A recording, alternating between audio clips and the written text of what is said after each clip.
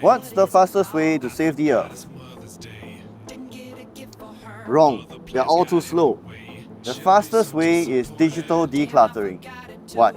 You think cloud servers don't need energy to run? One way to declutter is to unsubscribe from e-newsletters that you don't even read in the first place.